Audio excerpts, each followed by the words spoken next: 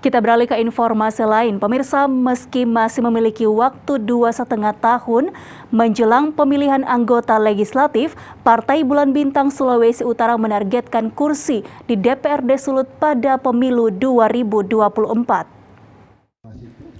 Meski masih memiliki waktu 2,5 tahun menjelang pemilihan anggota legislatif, partai politik di Sulawesi Utara mulai menyiapkan strategi pemenangan. Panasnya suhu politik untuk pemilu 2024 tak hanya dirasakan oleh partai-partai besar, tetapi juga partai kecil mulai berbenah untuk meraih kursi di DPRD Sulawesi Utara, salah satunya Partai Bulan Bintang yang mulai aktif konsolidasi. Partai Bulan Bintang mengkonfirmasi menargetkan memiliki kursi di DPRD Provinsi Sulawesi Utara dan memiliki 1 kursi utuh di DPRD Manado tahun 2024 nanti.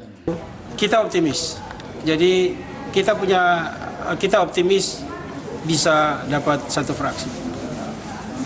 Walaupun kita seperti pendatang baru ya. Dari 15 kabupaten kota yang ada di Sulawesi Utara, kini Partai Bulan Bintang telah memiliki 12 Dewan Perwakilan Cabang. Hizkia Warankiran melaporkan untuk Kawanwa TV.